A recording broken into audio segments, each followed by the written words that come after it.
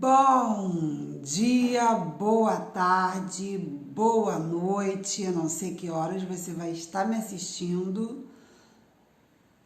Eita, deixa eu ver. Ok, o título tá aqui. Muito bom. Max, você já entrou. Gente, sejam muito bem-vindos a mais uma live aqui no Instagram, Sua Mentoria Financeira. Tem sido muito bom estar conversando com vocês sobre esses temas tão polêmicos, né? Tão atuais e tão pouco falados, né? E a gente está nessa série de lives mostrando como que a base da educação financeira já está lá na Bíblia, né? Então, não quero expulsar você que não é cristão. Eu vou falar de algumas coisas que não estão relacionadas com a Bíblia antes, para inserir o assunto que a gente vai falar hoje. Porque quando a gente fala, né, de administrar o dinheiro no casamento, tem várias maneiras de se fazer isso, tá? Eu quero deixar isso claro. Eu, como mentora, né, financeira de casais, eu não imponho uma maneira de administrar. A gente sugere, a gente mostra, né, todas as maneiras que tem e a gente fala da mais eficaz, né? E a mais eficaz, inclusive, não testado por mim, não apenas por mim, é como a Bíblia fala que deveria ser. Então, mas eu quero falar aqui um pouco de cada coisa. Aproveita já agora, já manda um aviãozinho aí para todo mundo que você conhece, que é casado, que você já viu brigando por negócio por finanças no casamento, né? Por falta de dinheiro, por como administra, um gasta mais, um gasta menos, o outro não fala o que fez com o dinheiro, quando você vê já foi passado no cartão de crédito. Gente, quantas e quantas brigas, né, acontecem no casamento por causa de dinheiro, por causa da administração do dinheiro. Inclusive, ainda é um dos principais fatores que causam divórcio hoje é a área financeira. Então, é um assunto muito importante a gente estar falando, né? E foi uma das causas pelas quais eu vim para essa área, né? Eu entrei nessa profissão de mentoria financeira e ramifiquei, assim, para a parte de casais, embora eu atenda solteiros também.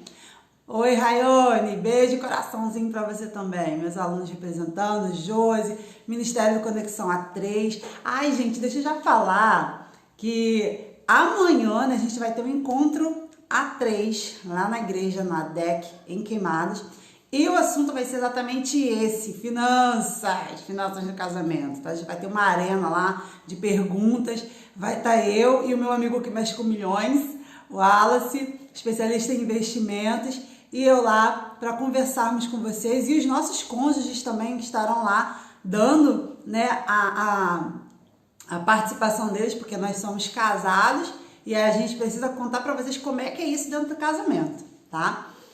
Então, sem mais enroleixo, eu acredito que essa vai ser uma live curta. Por que curta? Porque ou ela vai ser muito longa, ou vão ser várias lives curtas. E eu prefiro que a gente divida esse assunto. Vocês vão ver que dá pano pra manga, é muita coisa para falar. Então hoje eu quero falar para vocês um pouco, né, uma parte disso dentro da Bíblia, dentro do casamento. E aí a gente vai falando mais nas próximas lives, porque é muita coisa para falar que não dá para numa live só a gente resolver.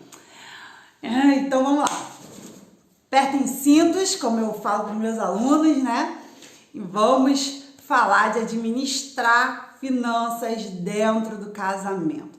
Bom, gente, casamento já é um trem muito difícil. Porque são duas pessoas totalmente diferentes, que vieram de famílias diferentes, costumes diferentes, e se juntam. E a gente costuma falar bastante disso, né? Que cada um tem um jeito, cada um tem suas manias. Só que a gente nunca parou para pensar nisso financeiramente, que também são duas pessoas com referências financeiras diferentes, com valores financeiros diferentes, com perfis financeiros diferentes. Então, por que às vezes rola muita contenda, muita briga em relação a isso? Porque o que um acha certo, o outro não acha. Às vezes um acha muito importante gastar dinheiro com uma coisa e o outro acha, sério que você vai gastar dinheiro com isso? E vice-versa, né? Então, pra gente manter um casamento feliz e saudável, a gente precisa entender como que funciona, né, essa dinâmica das diferenças também na parte financeira. Bom, deixa eu falar um pouco antes para vocês sobre a educação financeira de um modo geral, né, para casamento, as maneiras que se tem de administrar, né, e depois eu vou falar para vocês como que a Bíblia já sugere pra gente que deveria ser, né? E vou mostrar pra vocês alguns versículos bíblicos que mostram isso. Se você quiser, já pode ir deixando suas perguntas aí. Manda pergunta, que eu vou tentando ler enquanto eu falo. Não sei o quanto vai dar certo isso, mas vai escrevendo suas perguntas, aquilo que você tem curiosidade, porque se não der pra gente responder nessa live, se sair do assunto dessa live, eu já falo na outra, já vai ser algo que eu vou trazer na outra live, tá bom? Então você pode deixar aqui, se você vai assistir isso depois no YouTube, pode deixar nos comentários, tá bom? Mas a gente vai responder vocês. Então, dentro da educação financeira, tem várias maneiras de se administrar, né, as finanças dos casais. Uma delas muito usada hoje em dia, que é o 50-50, né? 50-50, né? Aonde cada um ajuda com 50% das despesas. E aí cada um paga metade de tudo que tem dentro da casa, daquilo que é comum aos dois. Então, se o aluguel é 1.000, cada um paga 500. Se eu fui às compras e gastei 800, cada um paga 400, né? Então, e assim toda a dinâmica da casa vai sendo dividido meio a meio. Isso é uma maneira de administrar. E assim, as correntes, né, feministas, a modernidade hoje em dia, né, desde um tempinho atrás que as mulheres já meio que brigavam para dividir a conta quando iam no restaurante, né, e tá trazendo isso para o casamento. E aí, essa é uma maneira. Outra maneira, porque essa primeira, quando eu divido de 50%, começa a dar muito problema. Em que sentido? Quando um ganha mais do que o outro, o que é muito comum, né? Ó, primeira pergunta, por onde começar a organizar as coisas financeiras de uma festa de casamento? Tá, vou guardar essa pergunta aí pra te falar, tá? Essa live vai fugir um pouco, mas guardei, Rayane. E aí, o que a gente estava falando aqui, né? Dos 50-50. Pode dar problema, porque se um ganha mais do que o outro, o que é muito comum de acontecer. Muito difícil você encontrar um casal que ganhe a mesma coisa ou bem parecidinho, né? Então, se eu ganho, sei lá, 2.000 e o meu marido ganha 4.000, se eu for dividir, se as despesas da casa, por exemplo, forem, sei lá, 1.000, eu vou dar 500, o meu marido vai dar 500, só que aí vai sobrar para mim 1.500 e para o meu marido vai sobrar 2.500, né? Não, peraí. Falei 1.000, né? Isso, então 3.500. Então, olha só a diferença que vai ficar na mão dele. Vai ficar 3.500 para ele e eu vou ficar só com 1.500 para mim. Então, vê se você consegue perceber que já começa uma desigualdade social dentro da mesma casa, né? Onde um tem mais poder de compra do que o outro. Então, isso pode gerar alguns problemas. Mas aí você vai falar assim pra mim, Sula, mas é justo, porque aí vamos supor, eu estudei mais do que ele, ou eu ganho mais que ele porque eu trabalho mais do que ele, né? Então, isso são coisas que cada um pensa como pensa, né? Não tem como eu chegar aqui e tentar mudar a sua mentalidade. Não, esse não é o meu papel. Mas, o que eu quero falar hoje aqui com vocês? Sobre o que a Bíblia, né, fala sobre casamento. Porque o que a Bíblia vai falar? Eu separei alguns versículos aqui, anota aí, porque é um monte, e eu vou lendo para a gente não ficar demorando aqui, né? O primeiro versículo, bem famoso, tá lá em Gênesis. abrir aqui. Gênesis capítulo 2, versículo 24. Diz assim: por isso o homem deixa pai e mãe e se une à sua mulher, tornando-se os dois uma só carne. Beleza. Aí vai lá para Marcos 10, 8. Marcos.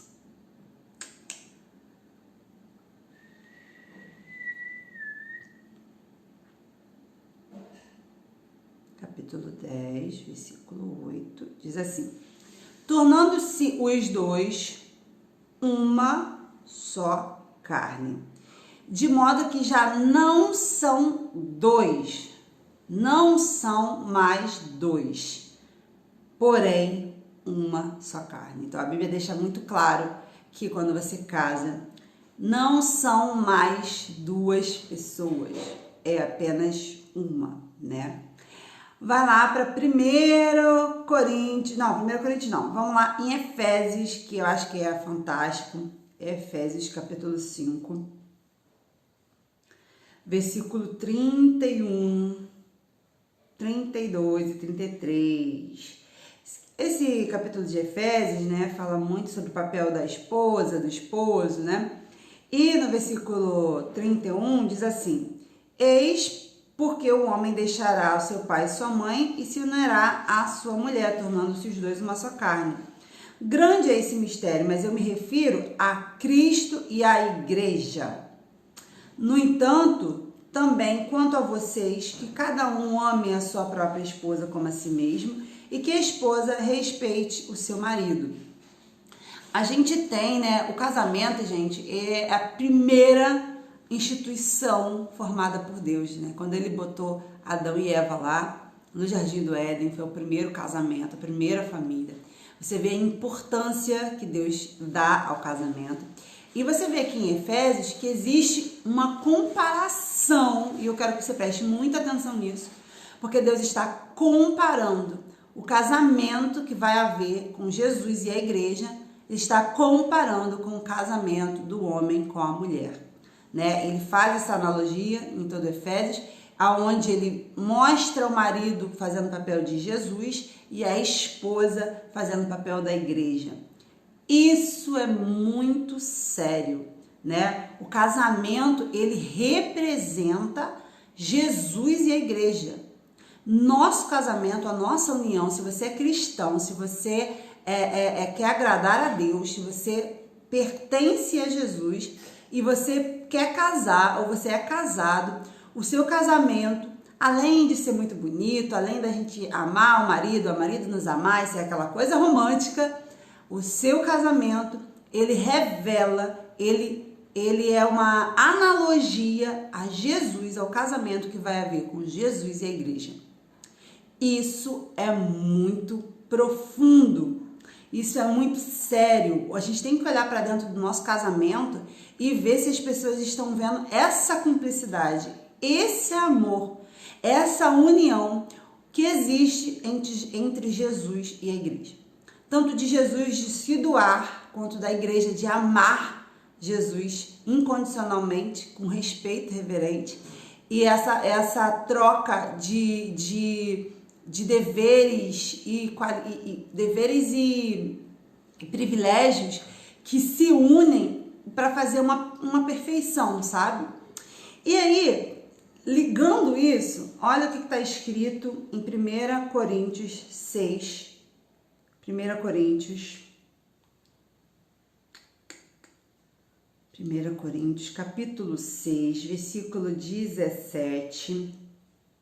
Isso aqui é Jesus orando. Não, deixa eu ver aqui, deixa eu não falar besteira. Não, aqui ó, 17 diz assim: mas aquele que se une ao Senhor é um só espírito com ele.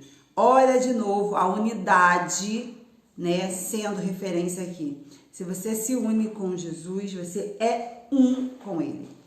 Aí, vamos lá. Romanos, capítulo 8. Vamos passear. Romanos, capítulo 8, versículo 17. Deixa eu ver isso. Parte B diz assim: herdeiros de Deus e co-herdeiros com Cristo.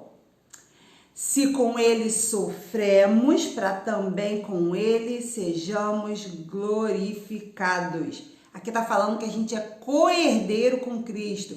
Ou seja, o que é esse prefixo co? Vamos falar um pouquinho de português só para você não achar que eu só sei número. Co, esse prefixo co, ele é usado para falar de coisas que estão acontecendo juntos e simultaneamente. Então, quando eu falo que eu sou co-herdeira com Cristo, eu estou dizendo que eu sou herdeira. Gente, presta atenção nisso. Eu sou herdeira de tudo que pertence a Jesus junto com Ele, ao mesmo tempo com Ele. Então, tudo aquilo que Jesus conquistou, eu sou co-herdeira, eu herdei isso também com Ele.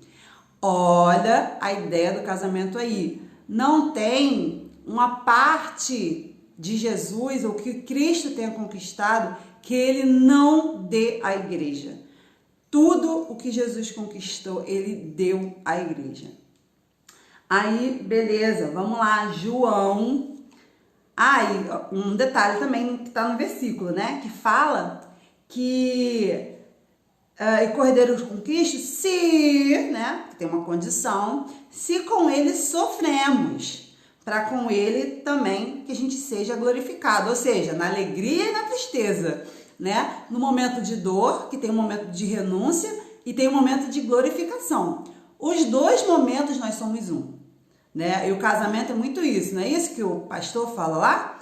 Na alegria e na tristeza, na riqueza e na pobreza, na saúde e na doença, vocês vão ser um, você vai ser fiel a ele, você vai ser fiel a ela. Então, olha aí a ideia do casamento sendo registrada na Bíblia. João, último versículo que eu vou ler. João.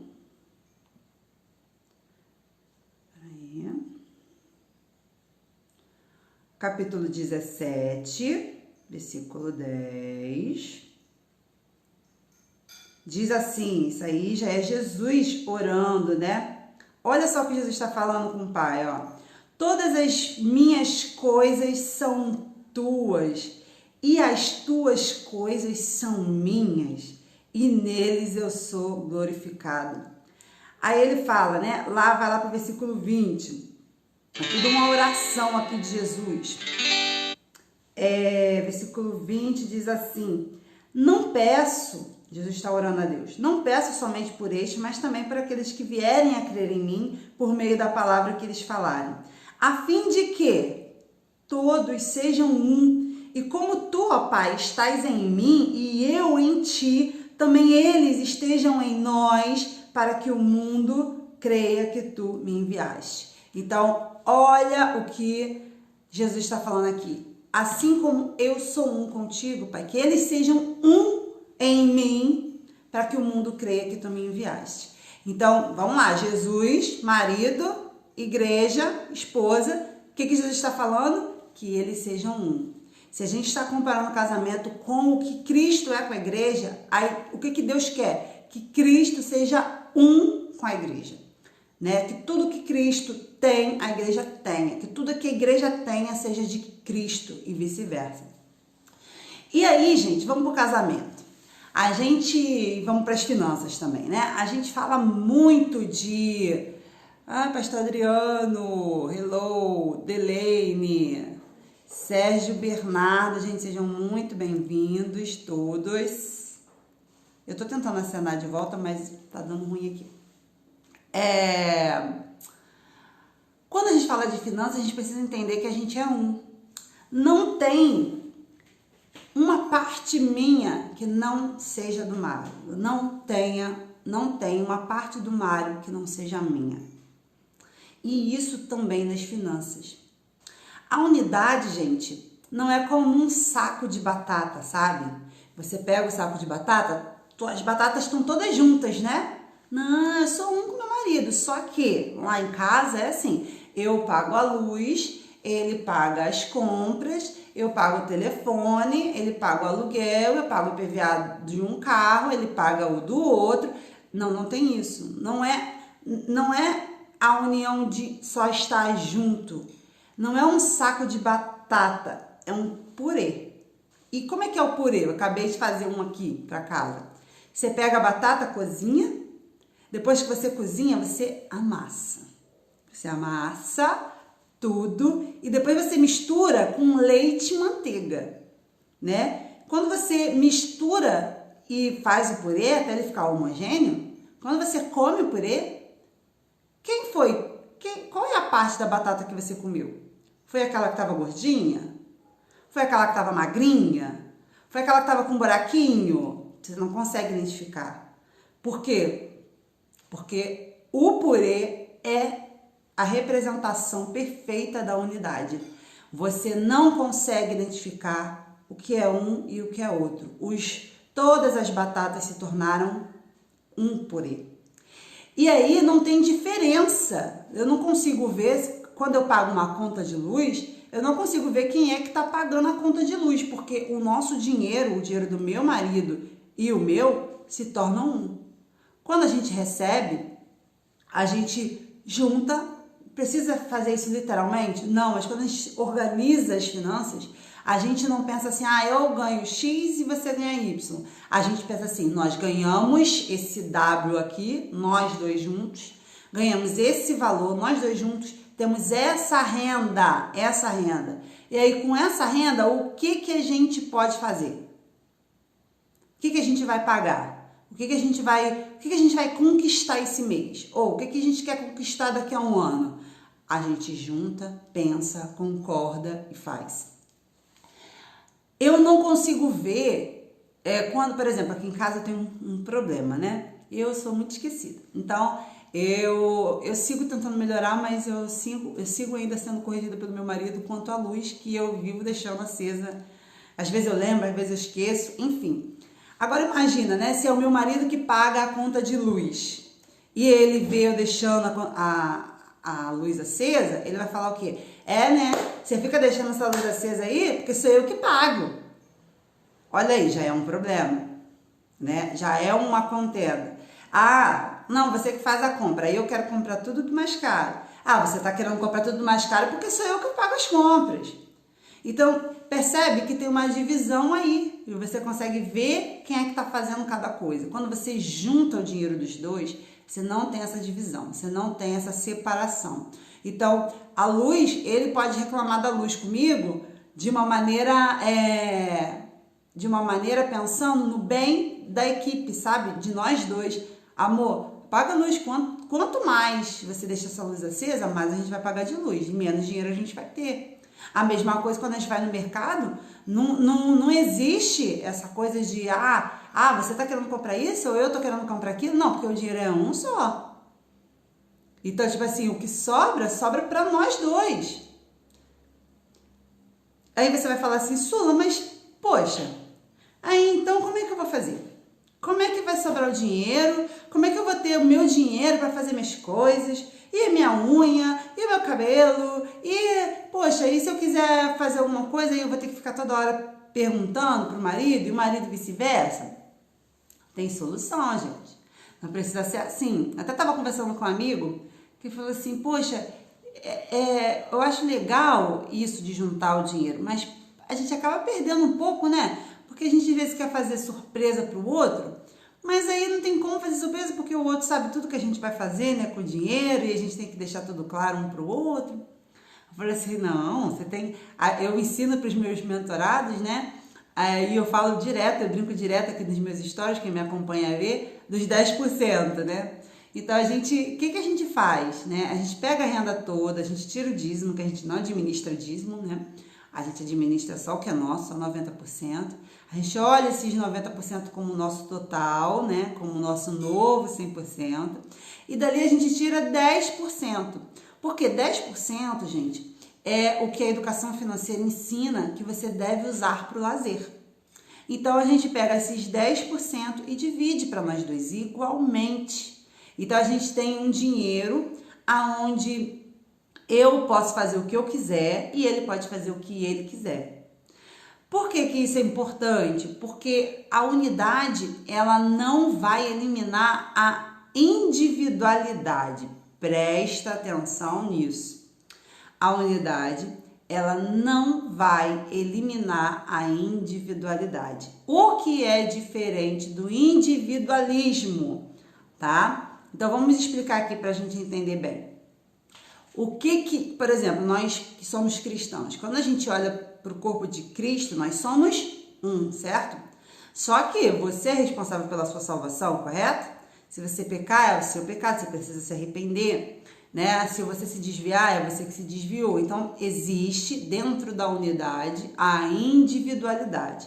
Existe o corpo de Cristo e existe você como indivíduo. E no casamento também é assim. Qual é a diferença da individualidade para o individualismo?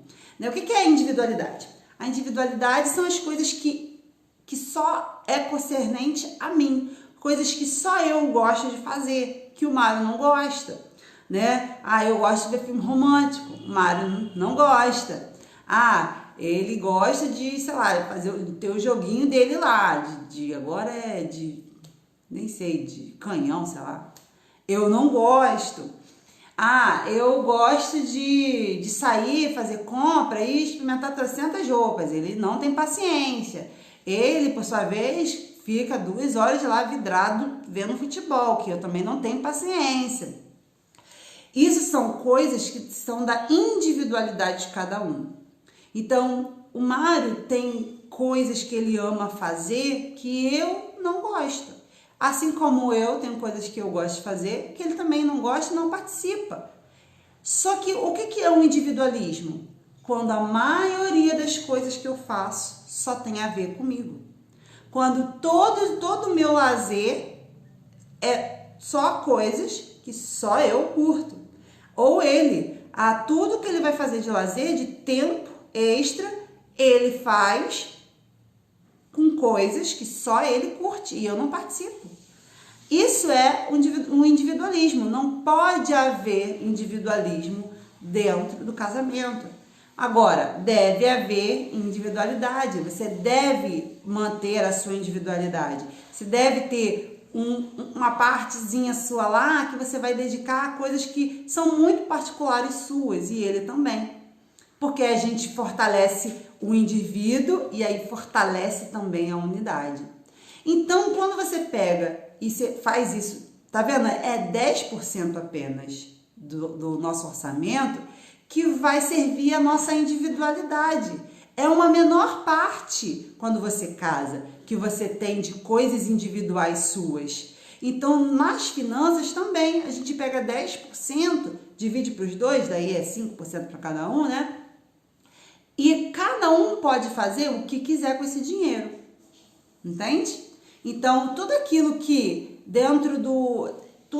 não coube no orçamento, né, que a gente tem vontade de fazer, que às vezes não dá para fazer, a gente pode fazer com os nossos 10%. Coisas banais, coisas fúteis. Esse dinheiro é exatamente para isso, gente, porque nem só de obrigação vive o homem. A gente precisa daquela futilidade, a gente precisa do dinheiro da bala, como diz nosso amigo Wallace. A gente precisa do dinheiro para fazer o que a gente quiser, sem pensar, sem ser criticados por nós mesmos, mas por que a gente faz isso? Porque a gente já estipulou todo o resto de nosso dinheiro com as suas obrigações específicas. Então, já tem o dinheiro de viver hoje, já investimos o dinheiro, né? Já estamos montando a reserva de emergência, que foi a outra live. Então, feito isso, que é comum ao casal, a gente tem a nossa parte de individualidade. Então, nessa parte de individualidade, eu posso comprar um presente pro meu marido e ele não vai saber. E eu tô comprando, eu vou fazer uma surpresa para ele. E ele, vice-versa. A gente tem esse espaço dentro do casamento. Agora, é muito importante que haja essa ideia, essa transparência. Se você, volto a dizer, se você é cristão, se você pertence a Deus, se você tem esse amor pela palavra de Deus, é muito importante que você veja as finanças do seu casamento também como uma unidade. Eu não posso pensar, esse dinheiro é meu, esse dinheiro é seu, eu vou dar isso aqui, ou você vai dar aquilo ali. Não, o dinheiro é um. E, gente, cá pra nós, se você for financiar uma casa, se você for financiar um carro, eles vão te perguntar não é qual é a sua renda, não. Eles vão perguntar qual é a renda da família. Ou seja, até o mundo lá fora enxerga o casamento como uma unidade financeira também. E a gente, às vezes, falha nesse quesito. Às vezes fala assim, mas o que vai acontecer? Ele não cuida bem do dinheiro. Vocês precisam, não é porque o dinheiro é um só que os dois têm que ficar controlando. Eu já ensinei isso aqui no Instagram também. Vocês precisam olhar entre vocês dois quem é o melhor para administrar o dinheiro. Não é quem é que vai dizer o que vai fazer ou vai deixar de fazer, tá? Porque os dois têm que sentar juntos e concordarem, planejarem juntos. Só que tocar essa administração durante o mês, decidir coisas, ajustes, tem que ser feito por uma só pessoa. Tem que ter uma pessoa que vai controlar isso, porque cachorro que tem 2 donos morre de fome, não é isso? Um fala assim, eu não dei a comida porque eu pensei que você ia dar. Não paguei a conta porque eu pensei que você que ia pagar. Mas eu pensei que era você que ia pagar. E aí, né, por isso que cachorro que tem 2 donos morre de fome. Porque um fica achando que o outro ia fazer, ninguém fez, e aí vira um rolo financeiro dentro de casa. Então, juntem o dinheiro e vejam, sejam sábios entre vocês quem é o melhor administrador. E essa pessoa não é o homem ou a mulher, não é quem ganha mais ou quem ganha menos, é quem sabe administrar melhor. Eu brinco que se você for comprar alguma coisa e essa coisa custar, sei lá, R$6,57, a pessoa que é a boa para administrar vai falar, foi R$6,57. E, oi, Bruna, deixa eu assinar para a Bruna aqui. Tem algumas pessoas que eu não consigo assinar. E tem pessoas que vai falar assim, deu R$6. Ou deu R$7, arredonda, né? Então, um administrador precisa pensar nas minúcias. O administrador do casal precisa pensar nos detalhes, né? Precisa saber que cada centavo importa, porque cada centavo que for deixando de lado, ele vai virar R$1, vai virar 2, depois vai ficar faltando 3 e assim vai. Então, escolham entre vocês. Mas, gente, tenha essa unidade. Tenha transparência. Eu não consigo conceber um casal que um não sabe o quanto o outro ganha. Tem gente que não sabe quanto o marido ganha ou quanto a esposa ganha. Fizeram um acordo lá de quem ia pagar o quê e, filho, o resto, cada um faz o que quiser, ninguém sabe. E isso, gente, vai causando problema até depois na criação dos filhos. Tá? Eu já vi casos que, tipo assim, a mãe falava assim, não, eu vou dar esse presente tal. Não, você dá o presente que eu não posso dar esse presente que você quer dar aí, não. Eu vou dar o outro presente e fica os dois concorrendo com a criança, qual o presente melhor ia dar pra criança. É o mesmo filho. Ou um joga na cara do outro que, mas eu comprei isso aqui pro seu filho, pro meu filho. E eu não... Gente, é o filho dos dois. Então, rola, gente, unam o dinheiro de vocês. Vejam os dois dinheiros como um. Sula, mas aí eu vou ficar com menos poxa, eu ganho muito mais e aí ele ganha menos. Essa é a ideia do casamento. Quando você se une a alguém, você se une para se tornar um e você compra as vantagens de ser casado com essa pessoa e as desvantagens de ser casado com ela. É por isso que existe o namoro, para você analisar quais são as desvantagens de estar com essa pessoa, de se unir com essa pessoa e avaliar se as vantagens são maiores do que as desvantagens, porque sempre haverão desvantagens e vantagens, sempre haverão. Agora, você precisa saber que se tornou um com essa pessoa. Então não faz sentido ser um e um ter mais dinheiro do que o outro. Um ter maior poder de compra do que o outro dentro da mesma casa. Sabe? Então, pensem nisso, sabe? Reavaliem isso. E, gente, quando a gente está sozinho, a gente tem poder de de ir de um jeito. Quando a gente une as nossas forças, a gente pode ir muito mais longe. E uma coisa, gente, quando você é sozinho, você enxerga o seu dinheiro como seu dinheiro, você fala assim, eu vou fazer essa besteira aqui, se der ruim, é o meu dinheiro, né? E aí você às vezes faz tanta bobagem com o seu dinheiro, não é verdade? E o seu marido do outro lado a mesma coisa. Não, vou fazer isso, mas isso é meu dinheiro. E aí se compromete, faz dívida, enrola as finanças, porque era o dinheiro dele. Quando você casa e você entende que você é um com o seu marido, um com a sua esposa, e que um está preso ao outro, grava isso, você está preso ao seu cônjuge, sabe? Eu quero pintar a porta, se eu quero pintar de azul e o Mário acha que quer pintar de laranja, a gente vai ter que conversar. Não, mas por que você quer azul? Não, por que você quer laranja? Não, mas eu não acho que vai ficar bonito. Então vamos ver se a gente acha uma outra cor que os dois gostem. Se a gente não encontrar, o que vai acontecer? Não vai acontecer nada, ninguém vai pintar a porta. Porque estamos presos um ao outro. Então, se ele quer fazer uma dívida e eu não concordo, ele não pode fazer, porque ele está preso a mim. E vice-versa, se eu quero fazer alguma coisa que ele não concorda, eu não vou poder fazer porque ele não concorda. Então, por isso que vocês têm que saber com quem você está casando, com quem você é casado. Porque vocês estão presos um ao outro. Vocês têm que andar em unidade. Tem que aprender. Mas isso aí dá muito trabalho, Samira. Dá muito trabalho. Vocês cada um fazendo seu dinheiro, aí eu, nem preciso esquentar minha cabeça. Porque aí ele faz o que ele quiser, ele só paga isso aqui, eu pago isso aqui e pronto, não tem esquentação de cabeça. Pois é, isso aí é uma vida de solteiro. Porque vida de casado dá trabalho. E qual é o trabalho do casamento? É exatamente esse. Esse é o trabalho do casamento. É a dificuldade de entrar em comum acordo. Se você quer fugir dessa dificuldade, é como se você quisesse fugir do casamento, do fato de vocês estarem casados. Então, pensem nisso. Eu não vou me alongar mais. Alguém tem alguma pergunta a respeito disso que a gente está falando aqui? Que tem várias coisas, gente, de casamento. Quando a mulher não trabalha? Quando a mulher fica em casa? E mesada? Dá mesada? Não dá mesada? O que você acha o homem tem que dar algum dinheiro para a mulher? Como é que você enxerga isso? Isso já é assunto para a próxima live. Porque tem muita coisa, gente, muita coisa relacionada com finanças no casamento. É muito importante a gente conversar sobre isso, principalmente no meio evangélico, tá?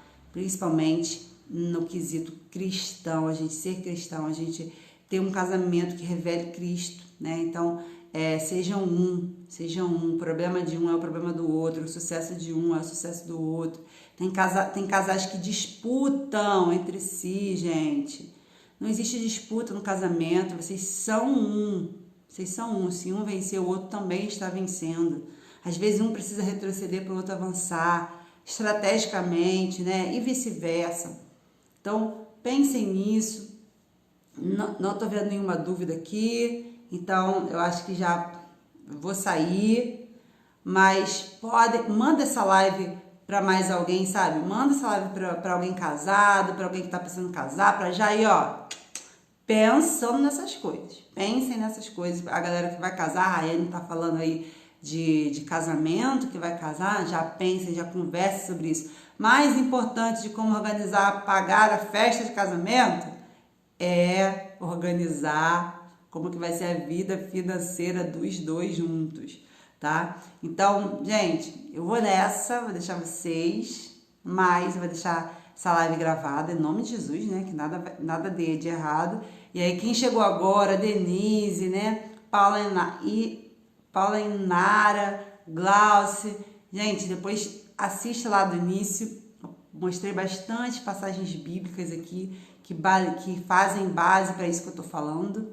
Então, que a gente possa divulgar isso e começar a trazer essa ideia, né, de unidade dentro do casamento, tá bom? Beijo e até a próxima live, gente, se Deus assim permitir. Beijinho, tchau, tchau.